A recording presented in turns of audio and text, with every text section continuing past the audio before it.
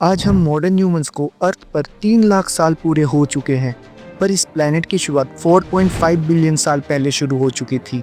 तब यहाँ जीवन का नामो निशान तक नहीं था तो बस एक जलता हुआ प्लेनेट और कुछ टॉक्सिक गैसेस। आज हम यही जानेंगे कि कैसे हमारी धरती बनी, कैसे यहाँ जीवन शुरू हुआ और विशालकाय जानवर जिन्होंने 180 साल तक राज किया था वो कैसे खत्म हो गए। मेरा नाम है विशाल राणा और आज हम जानेंगे कैसे इस धरती की शुरुआत होने से लेकर यहाँ जीवन बना और हम मॉडर्न ह्यूमंस आए, formation of the planet earth. तो शुरुआत करते हैं 4.6 बिलियन साल पहले से। जो आज हमारा सोलार सिस्टम है वो बस एक बड़े से गैसेस जैसे हीलियम और हाइड्रोजन और कुछ डस्ट का एक बड़ा सा क्लाउड था जिसको सोलर नेबुला कहा गया। और ये अपनी ही ग्रेविटी से कोलाप्स हो गया और इतना प्रेशर और हीट क्रिएट हुआ कि एक बड़ा सा स्टार बन गया और वो था हमारा सन। और सन के आसपास की जो डस्ट पार्टिकल थे वो एक रोटेशन में घूमने लगे और वही पार्टिकल्स आपस में जुड़ के छोटे छोटे रॉक्स बने जो आपस में ही दोबारा जुड़ के बॉडीज बनी और फिर प्लैनेट्स जैसे हमारा अर्थ। इन्हें कहा गया प्रोटो प्लैनेट। पर जब इन पार्टिकल्स का कोलिजन हो रहा था तो एनर्जी बहुत ज़्यादा जनरेट हुई। इसी वजह से हमारी अर्थ एक मोल्टन स्टेट में थी और इसी समय कुछ हैवी एलिमेंट्स जैसे निकल और आयरन अर्थ में ही सिंक हो गए और बनाया हमारे अर्थ का कोर। और जो हल्के एलिमेंट्स थे जैसे सिलिका वो ऊपर की लेयर में शिफ्ट हो गए जिसकी वजह से हमारी कोर, क्रस्ट और मेंटल की लेयर बनी। और धीरे धीरे जब हमारी अर्थ कूल होने लगी तो कुछ वोल्केनो इरप्शन होने लगे। उन्हीं की वजह से कुछ गैसेस रिलीज हुई जैसे vapour, HO2, CO2, methane, ammonia और भी बहुत सी गैसेस रिलीज हुई और इन्हीं गैसों की वजह से बना हमारा एटमॉस्फेयर। और जब वही वाटर वेपर अर्थ जब कूल हुई तो वो बारिश बने और कई मिलियन सालों तक बारिश के बाद ओशन फॉर्म हुए। और वहीं कुछ कॉमेट्स और एस्टेरॉइड्स जिन्होंने अर्थ से टकराकर अर्थ को एक्स्ट्रा वाटर सप्लाई किया। और तकरीबन 3.8 बिलियन साल पहले ओशन के अंदर पहली लाइफ अपेयर हुई जो कि थे सिंपल सेल्स। धीरे धीरे साइनोबैक्टीरिया आए और उनकी फोटोसिंथेसिस के प्रोसेस से अर्थ पर पहली बार ऑक्सीजन रिलीज हुई और इस प्रोसेस को कहा गया द ग्रेट ऑक्सीजन इवेंट जो कि लगभग 2.4 बिलियन साल पहले हुई। द पेलाजोइक एरा आज से लगभग 541 मिलियन साल पहले। इस समय हमारा अर्थ कुछ ऐसा दिखा करता था। आज के अर्थ की तरह अलग अलग कॉन्टिनेंट में डिवाइडेड नहीं था बल्कि खुद में ही एक सुपर कॉन्टिनेंट था जिसे पेंजिया कहा गया। आगे चल के अर्थ के अंदर जो टेक्टोनिक प्लेट्स की मूवमेंट हुई और वोल्केनो एक्टिविटी थी उस वजह से अलग अलग कॉन्टिनेंट में डिवाइडेड हो गया। तो इस पीरियड के दौरान अर्ली फिशेस, मरीन एर्थ्रोपोड, ट्राइलोबाइट जैसे एनिमल पैदा हुए। यही फिशेस इवॉल्व हुई ऐसी फिशेस में जो पानी और लैंड दोनों में सरवाइव कर सकते थे जो कि अर्ली एम्फीबियंस भी थे। वहीं दूसरी तरफ कार्बोनिफेरस जंगल भी डेवलप हुए जो कि काफी डेंस थे जिन्होंने अर्थ में present large amount of carbon dioxide को अब्सॉर्ब करने में काफी बड़ा रोल प्ले किया। लेकिन फिर 250 मिलियन साल पहले एक मैसिव एक्सटेंशन पीरियड आया जिसको कहा गया ग्रेट डाइंग। साइबेरियन ट्रैप्स में बहुत ज़्यादा वोल्केनो इरप्शन की वजह से एक्सट्रीम लेवल पे ग्लोबल वार्मिंग बढ़ी और ओशंस में एसिडिफिकेशन हुआ और ऑक्सीजन की कमी होने लगी जिसका रिजल्ट कुछ ऐसा रहा 90% ऑफ मरीन लाइफ और 70% ऑफ लैंड एनिमल्स खत्म हो गए। ट्रायासिक पीरियड और उसके बाद आता है हमारा ट्रियासिक पीरियड जब ऐसे विशाल जीव धरती पर आए और उन्होंने लगभग 180 मिलियन सालों तक धरती पर राज किया। सबसे पहले सिग्निफिकेंट रेप्टाइल ग्रुप आया और यही थे जो इवॉल्व हुए और डायनासोर, क्रोकोडाइल जैसे एनिमल बने। इस समय रैप्टर और हिरानोसोरस जैसे डायनासोर्स आए जो कि 2 स्मॉल पैरों पे चलने वाले कार्निवोरस एनिमल थे। और यहीं पर कुछ ऐसे छोटे जीव भी थे जो कि अर्ली मैमल्स थे। ये छोटे रैट जैसे दिखते हैं और ऐसे एनिमल थे जो अंडे नहीं बल्कि बच्चे पैदा करते थे पर इनका रेस अभी भी दूर था। जुरासिक पीरियड जो कि हमारे डायनासोर्स के लिए एक गोल्डन एज था। इसी पीरियड के दौरान पेंजिया भी टूटने लगा था।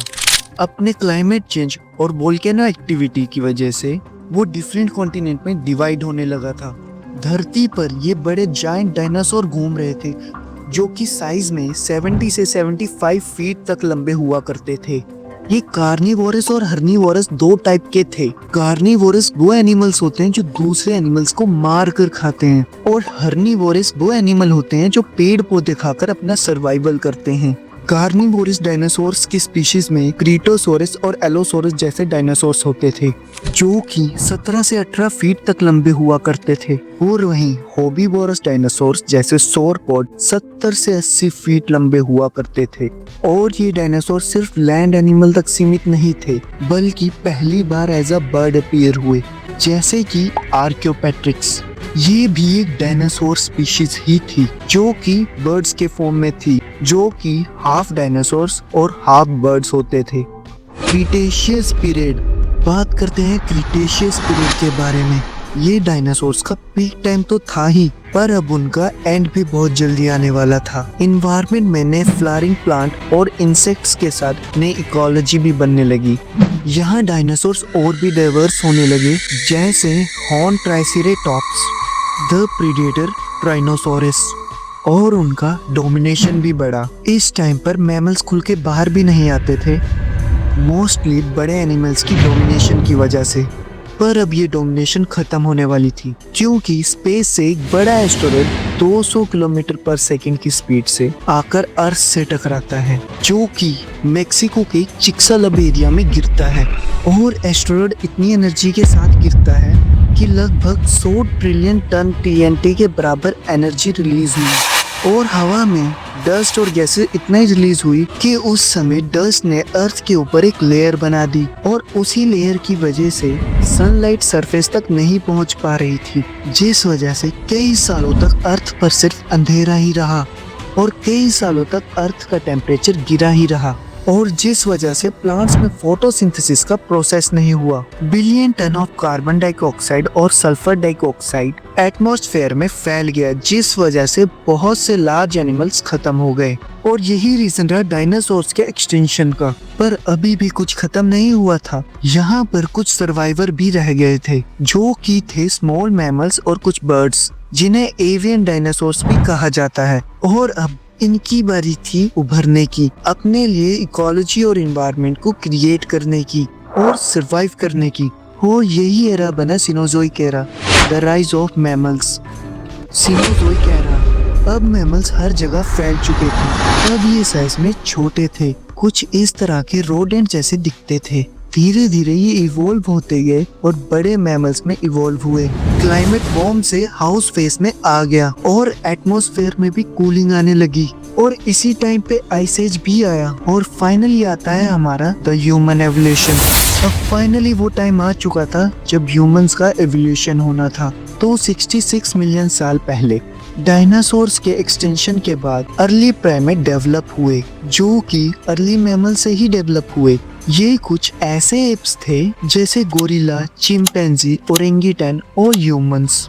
यही एनिमल और ह्यूमन के पूर्वज सेम फैमिली से थे, जिसे कहते हैं होमिनिडाई फैमिली। और फिर 4 मिलियन साल पहले ऑस्ट्रेलोपिथिकल जैसी स्पीशीज आई जो 2 पैरों पर चल सकते थे। फिर आते हैं होमो हैबिल्स अराउंड 2.8 मिलियन साल पहले, जहां उन्होंने स्टोन से टूल बनाना सीख लिए थे और उसका यूज करना भी सीख लिया था, जो उनकी हंटिंग गैदरिंग के लिए काम आता था। फिर आते हैं होमो इरेक्टस अराउंड 1.9 मिलियन साल पहले, जब इन्होंने फायर कंट्रोल करना सीख लिया था। और फाइनली 3 लाख साल पहले आए हम मॉडर्न ह्यूमंस, जो कि थे होमो सेपियंस। इन्होंने अपनी लैंग्वेज बनाई, कल्चर बनाया और टेक्नोलॉजी के साथ डील करना सीखा। अराउंड 10,000 साल पहले इरिगेशन स्टार्ट हुआ और अराउंड 6,000 साल पहले हुई शुरुआत पहली सिविलाइजेशन की। और आज हम ह्यूमंस को अर्थ पर 3 लाख साल पूरे हो चुके हैं।